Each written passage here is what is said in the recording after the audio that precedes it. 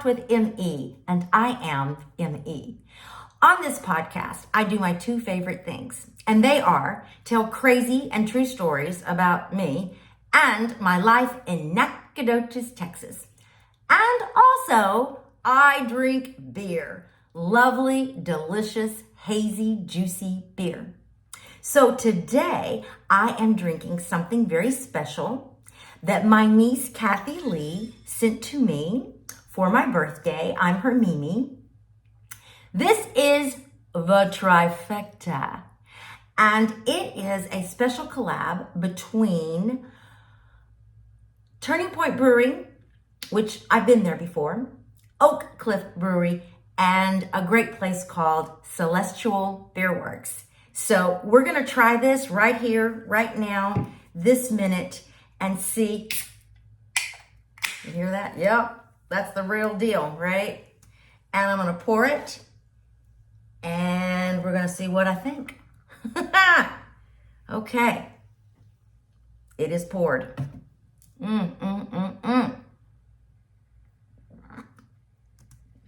Oh, that's good. That's good, so fruity. Going down so easy. But it's a 10.5, y'all. This for the big boys and girls. Get you some. All right, woohoo. Let's get to our story. We are on episode 2 of The Cat Ate Her Face. Part of our series called Murder and Crime in Nacogdoches, Texas. This is the story of Edward Otho Hagans and Elsie Marie Milner. Okay, let's pick up here. Edward Otho Hagans and Elsie Marie Milner are facing death for a savage murder in Nacogdoches, Texas in 1961.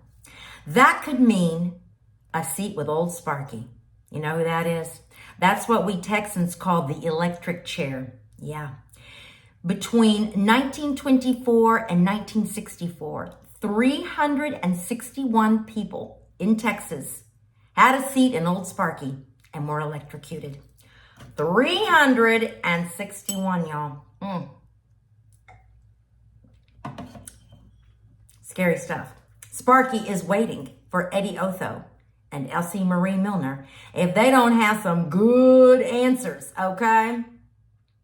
They aren't thinking about any of that. They are in love, y'all. Yep. By the time they are arraigned in LA, they have forgotten all about their little fight in Hollywood. The reporters are quite infatuated with their love story. They say that Eddie Hagans is lovesick. They say he obsessively asks about Elsie Marie's health. He's always asking the guards, how is she? How is she? That's because she's in the hospital with the shakes because she hasn't had her booze in a bit. The lovers reunite in the courtroom. Eddie blows kisses to Elsie Marie, and she blows them back. But they have very different demeanors before the judge. Eddie is meek and weak, and Elsie Marie sits erect and arrogant. People in Nacogdoches want to burn these folks alive, y'all, for what they think they done. MC Roebuck, Chief of Police, Assistant Chief, known as the Night Chief then, he is on it. He flies to LA to pluck these lovers out of LA and get them back to Nac, okay? MC Roebuck was known to be an aggressive, ruthless, arrogant man. Now, those are not my words. Those are the words of Bob Dunn, who was a reporter then for radio stations KSFA-FM and 92K-FM of Nacogdoches, and he was our mayor. So that is his assessment as a reporter and as a townie. Roebuck was feared, especially by Black people. In 1970, he tried to block a civil rights march in downtown Nacogdoches, and for that, he was sued. There are people still here in Nac, Black people, who tell some Roebuck stories that shine a rather harsh light on maybe what he did that we could not see. Just recently, there was a long post about that very thing on a Facebook Nacogdoches group, but I see that it has all been redacted. That means removed. He indeed had and has a loyal following. I rode in the back of his patrol car many times. Yeah. That is because I was 7 years old. And his granddaughter, Kelly, and I were best friends. And he would come and pick us up from elementary school. He never said a word. So back to our story. Remember that he found those bodies on Mound Street. He saw that the cat ate her face. He is going to see that these people pay for it. At the time, Eddie and Elsie Marie are saying that they found the women dead. They say that they took the Studebaker Lark because their own car had broken down. Well, Roebuck is having none of that. There will be confessions. He turns a 5-hour flight from LA back to Nac into an 18-hour trip. 18 hours, y'all. When they land, Roebuck has those confessions. Oh, yeah. Eddie says he will even take the officers to where he stashed his torn shirt and bloody underwear. What? Bloody underwear? I don't know. But yes. Zora's new Studebaker Lark will also come home. Dick Lane, Senator Lane's son, is going to fly out to Hollywood and drive it back to Nacogdoches. But first, he has got to clean that car. There is a large red stain on Zora's front seat, and it stinks. And it is wine.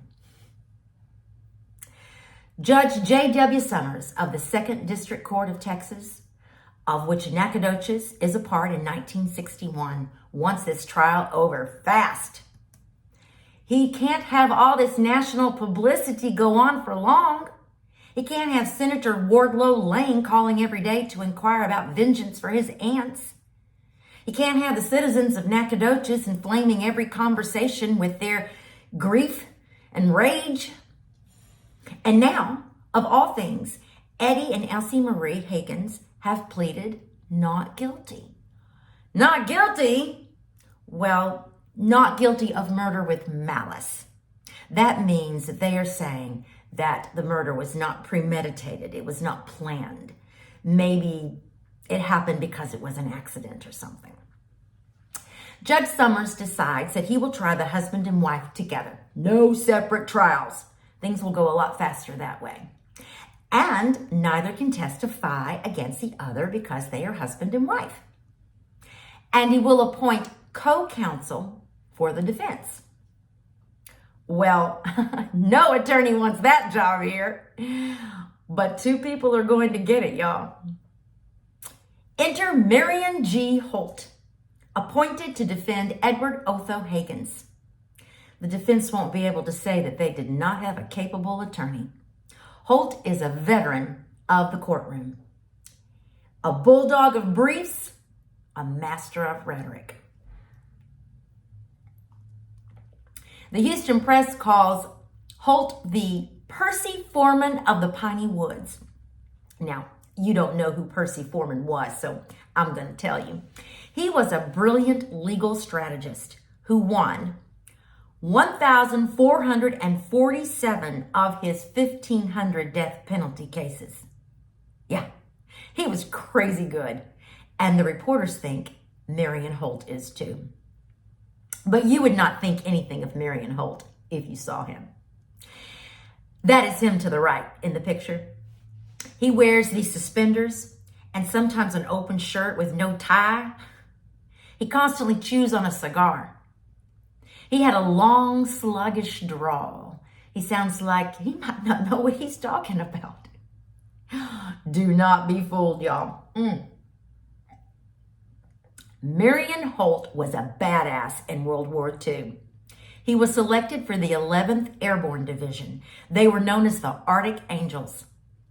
Every Arctic Angel had to be ready to endure extreme cold and the harsh conditions of the mountains. They had to be exceptional at what they did, and they had to be Clint Eastwood tough. Holt was all of that and more. In fact, later, he was handpicked by General MacArthur to be part of his honor guard. He was to guard the general and his family. Only the absolute best combat soldiers were selected for that duty. Holt is more than ready to defend Eddie Otho Hagans. But for Elsie Marie, Judge Summers makes an unlikely appointment. He had only been an attorney for 3 years. And most of that time, he was making out wills, not trying criminal cases. He had just run for district attorney and lost. Childhood friends called him Red because of his copper-colored hair. Not much of that left then. He has this round, boyish, pale face. He looked like a very scholarly boy, a boy in a black suit with a bow tie. He wears an old school hat known as the Stetson Open Road. He is 33 years old. His name is Jack Pierce. And he is, I was out. He is my daddy. Everybody knew Jack Pierce. His family was old Nacogdoches. They lived in downtown Nac, just a few blocks from the courthouse, as a matter of fact. And little Jack would walk up to the courthouse and watch those veteran attorneys go at it. Jack Pierce loved Nacogdoches. In law school, he told so many stories about his hometown that they nicknamed him Nacogdoches Chamber of Commerce. When he graduated, he said to the faculty about his diploma, "Boys, you can just write at the bottom. Only good in Nacogdoches, Texas." So, no, Jack Pierce does not want to be co-counsel for the defense for these two murderers. No. He does not want to fight for someone that absolutely everybody in town hates. And he's probably afraid, too. Afraid for his life. Afraid for the life of his wife. People didn't have cell phones back then, okay? They didn't have house alarms either. He does not own a gun. He says to himself, "Are you out of your ever-loving mind, Jack? No, sir, I will not do this." So Jack Pierce goes to Judge J.W. Summers and he pleads, "Oh, Judge, I can't." And Judge Summers says, "Oh, you can." And that was it, y'all. Jack Pierce was in. Pierce and Holt have 3 weeks to prepare for the biggest case of their lives. It is the most important trial ever in the history of Nacogdoches. It's only the second capital murder trial in Nacogdoches. In 1902, a black man named Jim Buchanan was hung on the town square, but there was no real trial to speak of. He was tried and hung in about 3 hours. But in 1928, a 35-year-old black man named Tom Ross was tried and convicted of murder in Nacogdoches, and he was sent to the electric chair. That was the year Jack Pierce was born, 1928. What is the difference between capital murder and just murder? Good question. Well, just murder is not punishable by death, and it allows for parole. But if you murder someone while robbing them, then it is capital murder. And that means you are going to get life in prison without parole, or it means the death penalty. Pierce and Holt's clients are of the latter. On May 26, 1961, 500 townies show up in the Nacogdoches courtroom for the first day of testimony. It is Saturday. Saturday. People are selling popcorn and peanuts on the courthouse veranda. It's a show. Some are toting lunch sacks so that they won't have to leave the courthouse for lunch and lose their seats. Everyone wants to see this odd couple exchange those fond glances they've been reading about. They are so in love, y'all, it seems. The first most important day is the next Monday, Memorial Day. There will be no holiday on this day in this trial. Remember that Judge Summers wants this to go fast. The courtroom is packed with 300 people. Reporters from Houston and Dallas and Shreveport have driven down ready to record every word. 8 armed lawmen stand around the courtroom, ready for anything. Judge J.W. Summers stares down at all of those people, and he very firmly warns, "We must have absolute quiet and decorum during the entire proceedings." Yes, everyone would want to be very quiet on this day, because on this day, y'all, a big finding is revealed.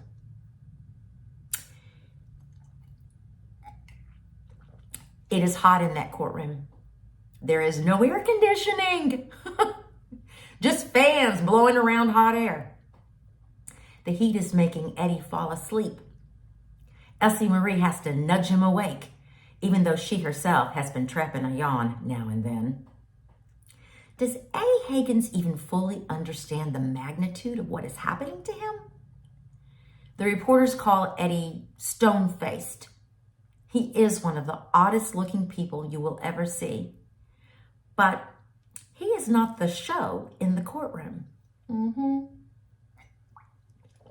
Y'all, the show in the courtroom is Elsie Marie. She smiles for the cameras. She sits primly. She is composed. You will not see here the ranting, shaking, drunk Elsie Marie. This Elsie Marie is charming and demure. The reporters write, her chubby, freckled face is flushed with health. Her silky black hair is now neatly brushed. She wears ruffled collars. She wears sweet little cashmere sweaters. The reporters say she is a bizarre courtroom fashion show. Behind Elsie Marie sits 2 young women. They are her grown daughters, Shirley and Sandy. Not necessarily their real names. Yes, Elsie Marie is a mother and a grandmother too. Behind Eddie sits his greatest fan, his loyal mother, Zadie Mae Hagans. She goes by Sadie. So many years trying to fix their dear boy. And now this. She drives down from Port Arthur, that's 9 hours, to be with her boy on this day. Eddie's father, Otho, is not there. He is home, dying from cancer. He will not hear the big announcement. The pathologist admits to a mistake. Very interesting. Okay. Good time to fill her up. The way he said those sweet old ladies died is wrong. He said that the sisters died from a beating. That is exactly what MC Roebuck observed the day that he saw that the cat ate Zora's face. The pathologist recorded on the death certificates that Zora Hagans and Beulah Gibson died from blows to the head. That is still what is on their death certificates. But those confessions MC Roebuck later squeezed out of Eddie and Elsie Marie on the plane made clear that that was not so. The pathologist had to be sure. So the pathologist orders that those 2 sisters, the 2 who lived for none other but each other, be exhumed. Their caskets dug up from their graves, y'all, and opened. and what remained to be examined to determine if the confessions were true. And they are. Those ladies were beaten and shot in the mouth. Oh, that is some crazy, terrible, horrible poo-poo, y'all. And where was the gun that had done such an incredibly unspeakable act of cruelty? Well, it had of late spent much of its time in Elsie Marie's bra. Yeah. Into the courtroom walks the FBI agent who found that gun on Elsie Marie. And like some binge-worthy Netflix drama, the prosecution brings forward that very gun. And then he shows the jury those 3 little pieces of plastic found under Zora's body. The room is silent while the FBI agent fits those little pieces of plastic perfectly around the grip of that .38. But it wasn't just a gun or fist that killed those sweet sisters. It was also a candy dish. A hand-painted candy dish with dainty little flowers. But it was very, very heavy, y'all. The police found this glass candy dish in Zora's bathroom. Now, why, y'all, would a candy dish be in the bathroom? That is what the police wondered. Still clinging to its inside was one stubborn piece of candy. And hanging from its bottom, y'all, human hair. It had been wiped clean for all fingerprints. Just 4 days before that dark night, Zora's nephew, Dick Lane, was eating candy out of that dish.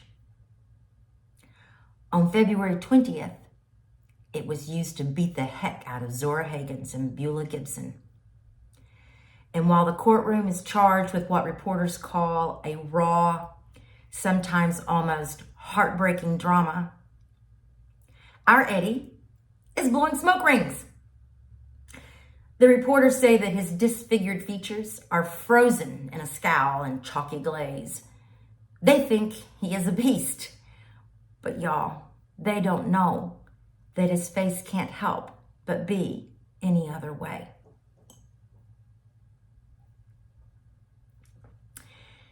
As he mindlessly kicks a cuspidor, that's a metal dish on the floor that men spat their chewing tobacco in.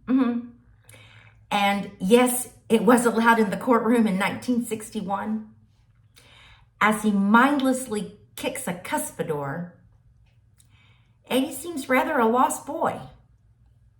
And suddenly, just as the downtown train lets out a long, shrill whistle, an actual boy enters the courtroom.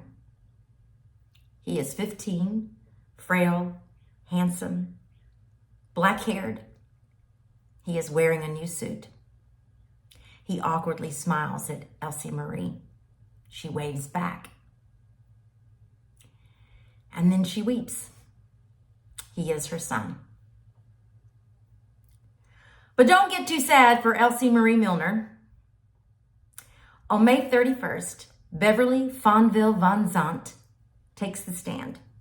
She is the daughter of R.H. Fonville, former Houston mayor. He is the brother of Zora and Beulah, and they are Beverly's aunts. She is articulate, a graduate of the prestigious Rice University.